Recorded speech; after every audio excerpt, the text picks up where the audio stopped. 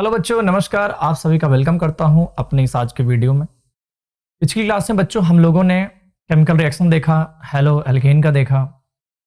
आज जो रिएक्शंस हम लोग पढ़ेंगे वो होंगे हेलोबेंजीन के। ठीक है, शुरू करते हैं हेलोबेंजीन और उसके रिएक्शंस। हेलोबेंजीन के जो रिएक्शंस है बेसिकली बेटा वो आपके जो सिलेबस में है वो है या तो न्यूक्लियोफाइल या तो इलेक्ट्रोफाइल वाले। अगर न्यूक्लियोफाइल अटैक करता है तो उसको न्यूक्लियोफिलिक रिएक्शन कहते हैं, और अगर इलेक्ट्रोफाइल करता है तो उसको इलेक्ट्रोफिलिक रिएक्शन कहते हैं। ठीक है, तो चलिए बच्चों शुरू करते हैं बिना टाइम वेस्ट किए। यहां लिखेंगे रिएक्शन ऑफ हेलोबेंजीन। इसमें जो पहला आपका रिएक्शन आता है वो रिएक्शन होता है बेटा न्यूक्लियोफिलिक रिएक्शन। न्यूक्लियोफिलिक रिएक्शन, ठीक है। तो न्यूक्लियोफिलिक रिएक्शन हम किसका सीखने वाले हैं? हेलोबेंजीन का सीखने। अब हेलोबेंजीन का जो न्यूक्लियोफिलिक रिएक्शन है वो रिएक्शन वो अच्छे से देगा या नहीं देगा, ये एक क्वेश्चन मार्क हो जाता है। तो ऐसा पाया जाता है कि जो क्लोरोबेंजीन है या हेलोबेंजीन है वो इजीली रिएक्शन नहीं देता, न्यूक्लियोफिलिक रिएक्शन आसानी से नहीं देता है। और इस पे क्वेश्चन पूछा जाता है कि आखिर क्यों नहीं देता है न्यूक्लियोफिलिक रिएक्शन इजीली। तो जब इस पे बातचीत हुई तो पता लगा कि जो हमारे पास हेलोबेंजीन है या जो हमारे पास क्लोरोबेंजीन है उसमें कुछ ऐसे पॉइंट्स पता लगे, जैसे कि जो ये वाला बॉन्ड है कार्बन से क्लोरीन वाला, ये पार्शियली डबल बॉन्डेड होता है। क्या होता है? पार्शियली डबल बॉन्डेड होता है, क्योंकि ये कार्बन होता है बेटा sp2 हाइब्रिडाइज्ड। और sp2 का मतलब क्या होता है? वहां पर कहीं ना कहीं पार्शियल डबल बॉन्ड है। अब पार्शियल डबल बॉन्ड होने से वो बॉन्ड काफी स्ट्रांग हो जाता है। ठीक है, तो CCl बॉन्ड जो है यहां पर टूटना काफी डिफिकल्ट होता है as compared to aliphatic alkyl halide, वहां पर सिंगल बॉन्ड होता है। तो पहला रीजन आप लोग क्या देंगे बेटा, ये आखिर क्यों काफी स्लो रिएक्शन देता है? First of all due to partial double bond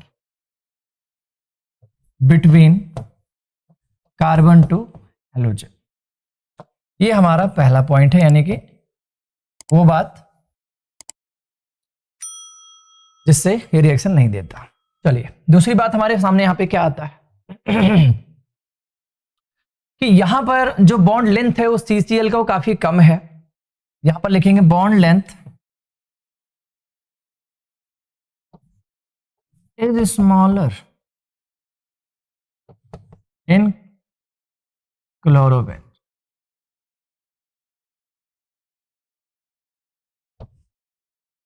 bond length is very smaller in chlorobenzene. ये होगी बातचीत। ठीक है, दूसरी। तीसरी क्या बातचीत होगी बेटा? बॉन्ड लेंथ तो चलो ठीक है स्मॉलर है ही है, एस कैरेक्टर यहां भाई साहब एक नंबर का होता है। मतलब एस कैरेक्टर एक नंबर कैसे हो गया? अब sp2 है तो यहां पर जो s ऑर्बिटल है उसके अंदर जो इलेक्ट्रॉन की डेंसिटी है बेटा वो कितना है? दिमाग लगाओ। sp3 में 25% होता है सिंगल बॉन्ड में, लेकिन जब डबल बॉन्ड आ जाता है बेटा तो ये जो परसेंटेज है वो बढ़ जाता है, यानी s इलेक्ट्रॉन यानी s ऑर्बिटल के इलेक्ट्रॉन की डेंसिटी बढ़ गई। तो न्यूक्लियस के क्लोज कौन है? s ऑर्बिटल ना। तो जब s ऑर्बिटल के इलेक्ट्रॉन न्यूक्लियस के क्लोज हैं तो क्या वो इलेक्ट्रॉन आसानी से पार्टिसिपेट करेंगे रिएक्शन में? नहीं। क्यों? क्योंकि न्यूक्लियस के क्लोज है। तो सिंपल से हम क्या लिखने वाले हैं? s character is high. तीसरा रीजन। चौथा रीजन चलो ठीक है, सारी बातें अपनी जगह है। कोई न्यूक्लियोफाइल अब इस पे अटैक करने आ रहा है, ठीक है, तो क्लोरीन पे क्या चार्ज है बेटा? तुम जरा दिमाग लगाओ, माइनस। यानी कि क्लोरीन पे माइनस है, ठीक है, और इलेक्ट्रॉन डेंसिटी वैसी बहुत अच्छी है, तो कोई न्यूक्लियोफाइल अटैक करेगा तो यहां पर इंटर इलेक्ट्रॉनिक रिपल्सन हो जाएगा और न्यूक्लियोफाइल क्या करेगा? हाथ जोड़ लेगा भाई, कि बोलेगा मैं यहां से निकला, क्योंकि यहां पर पहले से इलेक्ट्रॉन यहां पर इतने ज्यादा हैं, तो मैं करूंगा क्या? यहां के बात समझे? यानी कि ऑलरेडी यहाँ पर इलेक्ट्रॉन डेंसिटी ज्यादा है, ठीक है, और इसकी वजह से न्यूक्लियोफाइल जब अटैक करने आता है वो तो इलेक्ट्रॉन रिच स्पीसीज है, तो इलेक्ट्रॉन रिच स्पीसीज हो गया हमारा न्यूक्लियोफाइल और क्लोरोबेंजीन, तो इनके बीच में एक अच्छा खासा हमें रिपल्सन देखने को मिलता है जिससे रिएक्शन नहीं होता बेटा, ठीक है। चलिए अब हम करते हैं आगे की बात। तो सर कोई और रास्ता बताओ, रिएक्शन करना तो है, अब करें तो करें कैसे, ये एक विषम परिस्थिति है, क्या किया जाए जरा सोचो। यहाँ पे क्यों ना इस क्लोरीन को ना टाएं टाएं पेस्ट यानी उड़ा देते हैं। अगर मैं इस क्लोरीन को उड़ा दूं ना तो क्या होगा, जरा दिमाग लगाना बच्चों, अगर मैं इस क्लोरीन को उड़ा दूं तो क्या होगा, तो अगर हाँ यहां से -Cl कर दो, उड़ गया, यानी कि जो हमारा बेंजीन रिंग है क्लोरीन के जाने से उस पर क्या चार्ज आ जाएगा बच्चों, बताओ जल्दी से, पॉजिटिव, क्योंकि तो Cl- निकल गया। तो इसको हम क्या बोलेंगे, फिनाइल केटायन, फिनाइल केटायन। अब हमारा न्यूक्लियोफाइल आएगा, ये मस्त अटैक करके क्या बना देगा, फिनॉल। बट ऐसा होता नहीं है, ऐसा बिल्कुल भी नहीं होता। क्यों नहीं होता, क्योंकि जो फिनाइल केटायन है ना बेटा, ये अनस्टेबल है, ब्रेक डाउन कर जाएगा, ये स्टेबल नहीं है। अब ये चीज स्टेबल नहीं है तो ये फिर रिएक्शन कैसे होगा, पॉसिबल नहीं है। तो अब साइंटिस्टों ने कुछ तरकीब निकाला। साइंटिस्टों ने कहा जब घी सीधी उंगली से नहीं निकलती ना भाई, उंगली टेढ़ी करनी पड़ती। टेढ़ी उंगली से घी ना निकले तो क्या करें सर, चूल्हे पे रख दो यार, मेल्ट हो जाएगा और क्या। चलो आगे बढ़ते। तो इस रिएक्शन को हम अब कैसे कैरी फॉरवर्ड करेंगे आगे, तो चलो यहां पर मैं एक लाइन लिख रहा हूं, जरा उस पर ध्यान देना। लाइन ये है बच्चों, ठीक है, कि न्यूक्लियोफिलिक रिएक्शन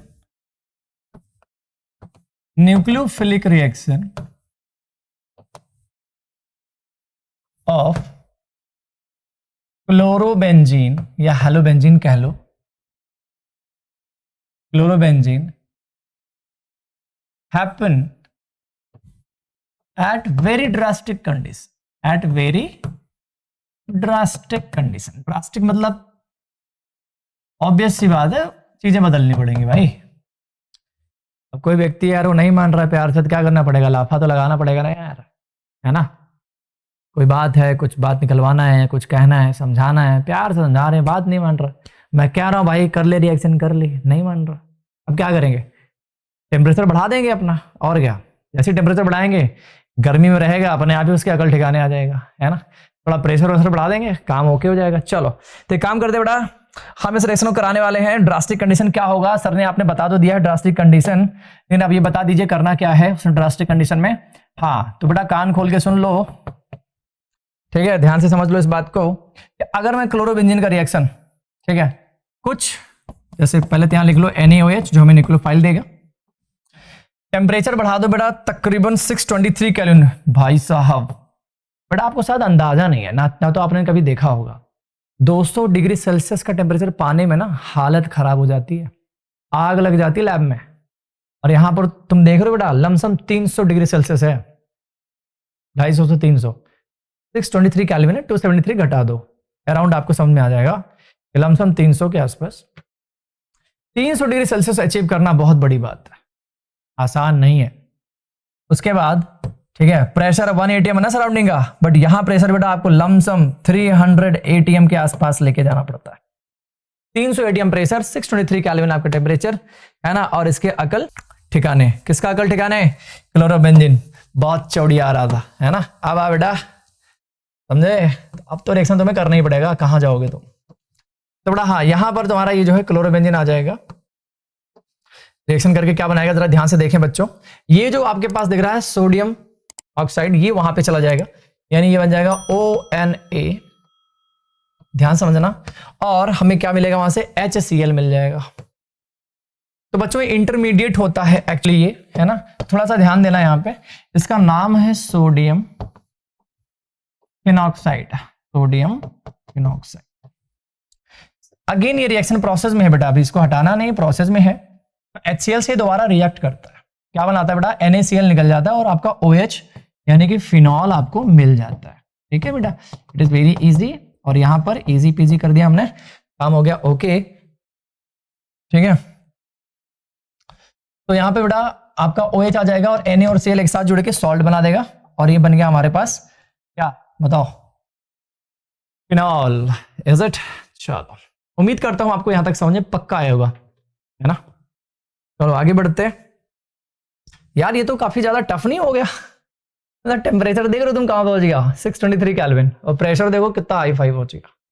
तो बड़ा ये जो टेम्परेचर है ये ज्यादा हमें इसलिए देना पड़ रहा है क्योंकि इलेक्ट्रॉन की डेंसिटी बहुत अच्छी है क्लोरोबेंजीन में। क्लोरीन तो है ही अपने आप में नेगेटिव, है ना, और बेंजीन रिंग में इलेक्ट्रॉन का क्लाउड बहुत अच्छा है।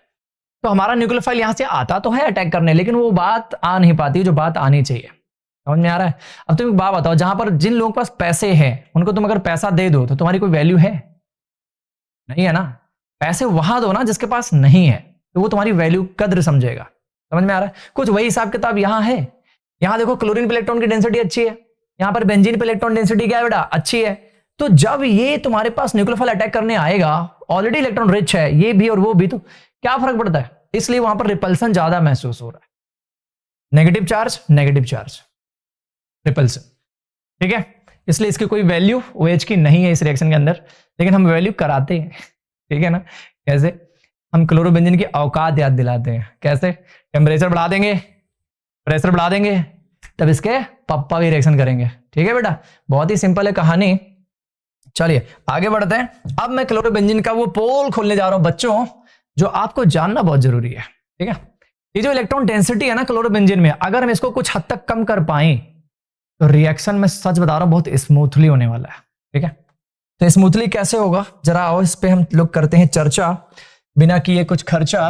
राइट, चलो, और बोर्ड में आएगा पर्चा, ज्यादा हो गया। राइट, चल खैर, तो ये हो गया तुम्हारा बेटा NO2, that is what, electron deficient molecule NO2। ये जो NO2 है वो हमने ऐड करा हुआ है कहां पर बेटा, इस वक्त कहां पर है, पैरा पे है। तो ये chlorobenzene no doubt, but nitro chlorobenzene है। ठीक है, NO2 आ चुका है, और NO2 क्या है जानते हो बेटा? हाँ, NO2 क्या है, इलेक्ट्रॉन डेफिशिएंट है ना, यानी कि इलेक्ट्रॉन विथड्रॉइंग ग्रुप है। जहां से इलेक्ट्रॉन मिलेगा कहेगा भाई इधर लाओ, तो इलेक्ट्रॉन ये कुछ पल के लिए अपने अंदर होल्ड कर लेता है। कौन? NO2। अच्छा, यानी इलेक्ट्रॉन ये अपने अंदर होल्ड कर लेता है? हाँ बेटा, होल्ड कर लेता है। बताएंगे आपको इसका कॉन्सेप्ट क्या है अभी थोड़ी देर बाद, पहले ये समझ लो। ठीक है, तो इलेक्ट्रॉन क्लाउड बेंजीन रिंग से होते हुए किस में जा रहा है, NO2 में। इस दौरान मिल गया मौका चौका मारने के लिए, किसको? न्यूक्लियोफाइल को। क्यों? क्योंकि जब इलेक्ट्रॉन घुसेगा किसमें, NO2 में, तो इलेक्ट्रॉन की डेंसिटी जो क्लोरोबेंजीन के अंदर क्या हो जाएगी बेटा, कम हो जाएगी, और इस दौरान OH रिएक्शन कर लेगा आसानी से, और यहां पर टेम्परेचर हमें उतना देने की जरूरत नहीं पड़ती है। 100-150 डिग्री सेल्सियस बहुत होता है। तो चलिए फटाफट इसको निपटाते हैं। तो हमारे पास यहाँ पर सेम वही रिएक्शन है बेटा, तो क्यों ना इसको थोड़ा सा डायरेक्टली समझा जाए। हमने NaOH लिया था, इज इट? हमने NaOH लिया था बिल्कुल एज अ न्यूक्लियोफाइल, और हमने टेम्परेचर यहाँ पर क्या देना है बेटा, 443 केल्विन। देख लो बच्चों, इसके पहले कितना था, 623 केल्विन था, और यहाँ पर कितना है, 443 केल्विन है। सीधी सी बात है। बढ़ते हैं आगे। अब ये जो रिएक्शन है आप देखें, अब यहां पर क्या मिल गया, ये आपका OH on the benzene ring, और ये NO, और यहां क्या निकलता है बेटा, फाइनली जो आपका प्रोडक्ट था याद है, NaCl। अरे यार हमने HCl से भी रिएक्शन कराया था, तो ये पहला स्टेप है बेटा, दूसरा स्टेप भी इसे लिख लो। हाँ, एक साथ लिख सकते हो, यहां पर आप HCl लिख सकते हो, हमने डायरेक्टली बना दिया ना बेटा, बीच वाला स्टेप खा गया, भूख लगी थी, है ना, तो तुम भी कर सकते हो। सोडियम पेरोक्साइड बनेगा बेटा नाइट्रो वाला, और वो अगेन HCl से रिएक्शन करेगा, फिर आपको ये मिल जाएगा। तो ये काफी काम आसान हो गया यार, है ना। चलो एक काम करते हैं बच्चों, हम क्यों ना NO2 कई सारे लगा दें यार कई सारे मतलब बहुत ज्यादा तो नहीं, 3 ही पोजीशन है ना बेटा, ऑर्थो और पैरा। तो आप NO2 कहाँ का लगा सकते हो, कहाँ तुम्हारी क्षमता है। NO2 वहीं लगेगा ना जहाँ इलेक्ट्रॉन डेंसिटी अच्छी होती है। तो क्लोरोबेंजीन में इलेक्ट्रॉन डेंसिटी कहाँ अच्छी होती है, एक ऑर्थो पे और एक पैरा पे। तो चलो मान लो बेटा एक NO2 हमने यहां लगाया और एक NO2 हमने यहां लगाया, तो दो इलेक्ट्रॉन विथड्रॉइंग ग्रुप। ओ भाई साहब, दिस इज व्हाट, EWG, मतलब सर, अरे इलेक्ट्रॉन खींचता है यार, ये जहां लगता है उधर से इलेक्ट्रॉन ऐसा खींच लेता है, होल्ड कर लेता है इलेक्ट्रॉन अपनी तरफ। राइट, कुछ पल के लिए ही सही, बट किया ना होल्ड, तो इलेक्ट्रॉन डेंसिटी क्या होगी इसमें, रिंग में कम होगी ना मेरे भाई। तो क्या होगा, न्यूक्लियोफाइल अटैक करेगा, प्रोडक्ट बन जाएगा आसानी से। अब यहाँ पर दो इलेक्ट्रॉन विथड्रॉइंग ग्रुप है, तो भैया है तो इलेक्ट्रॉन अच्छा खासा खींच लेंगे। अब जो बेंजीन पहले रिपल्सन कर रहा था, अब वो रिपल्सन हमें देखने को नहीं मिलेगा। तो क्यों ना इसको रिएक्शन को कंप्लीट किया जाए डायरेक्टली, तो यहां पर बेटा हमारे पास क्या आएगा, NaOH first step, second step is what, HCl, है ना। लेकिन यहां टेम्परेचर काफी कम है, 368 केल्विन। पहले की तुलना में इलेक्ट्रॉन विड्रॉइंग ग्रुप के बढ़ने से बेटा तुम देख रहे हो कितना कमाल का चेंज आ रहा है, कमाल का चेंज आ रहा है कि नहीं। So now what we will write here, chloro, sorry ये डायरेक्टली आप लिखेंगे OH, और ये कुछ ऐसा हो गया, एंड देन अगेन NO2, और ये आ गया यहां पर आपका Na। बोलो यहां तक समझ में आता है, उम्मीद है आपको आ रहा होगा बेटा। अगर कोई डाउट हो तो प्लीज यार कमेंट कर देना, ठीक है। देखते हैं कमेंट हम सबके, अगर आते हैं तो we reply, don't worry about. कोई डाउट है तो यू कैन आस्क, खुला छूट है तुम लोगों को यार, ठीक है। नाम ही क्लियर नहीं बेटा, हम क्लियर बनाएंगे तुमको, बस तुम मेहनत करो, सपोर्ट करो, हमारे साथ पढ़ो, कुछ बात है डिस्कस करो, we will try to give you best, ठीक है बेटा। तो चलिए अब हम करते हैं आगे की बात। अब मैं NO2 लगाने वाला हूं, कितने, 2 नहीं भाई 3 लगाने वाला हूं। जरा देख लो क्या है हमारे पास। यहां पर क्लोरोबेंजीन है, ये बड़ा NO2 यहां पर लग गया ऑर्थो पे, पैरा पे, अगेन ऑर्थो पे, ठीक है। मेरी राइटिंग बेटा थोड़ी सी खराब नहीं कह सकते बेटा, ऐसा कहना पाप है, सिर्फ समझो, ठीक है। NO2 कितने NO2 हो गए, 3 हो गए। This is what, electron withdrawing group. अब 3 इलेक्ट्रॉन विड्रॉइंग ग्रुप लगा दोगे ना बेटा, तो इलेक्ट्रॉन डेंसिटी कत्ती डाउन हो जाएगी, और जब डाउन हो जाएगा तो आसानी से वाटर के साथ, यानी कि गुनगुने पानी के साथ भी ये रिएक्शन कर देगा। क्या आएगा, OH NO2 NO2, ठीक है। ये बात यहां पे ध्यान रखेंगे, और इसको बोलते हैं पिकरिक। पिकनिक जाते हो ना, उससे रट्टा मान लो बड़ा, इसको बोलते हैं पिकरिक एसिड, पिकरिक एसिड प्लस NaCl। वैसे एसिड वाली इसमें कोई बात है नहीं, दुनिया का पहला कंपाउंड एसिड नहीं है, बस एसिड लगा दिया। Picric acid is not acidic in nature, ठीक है, इज नॉट एसिड। करते हैं बात। तो ये तो बड़ा आपका न्यूक्लियोफिलिक रिएक्शन है, उम्मीद करता हूं आप लोग बहुत बेहतरीन तरीके से समझ में आया होगा। तो अगला जो हमारा रिएक्शन का टॉपिक है वो इलेक्ट्रोफिलिक, हम करेंगे बात उसके बारे में बेटा अपने नेक्स्ट वीडियो में। तब तक के लिए नमस्कार।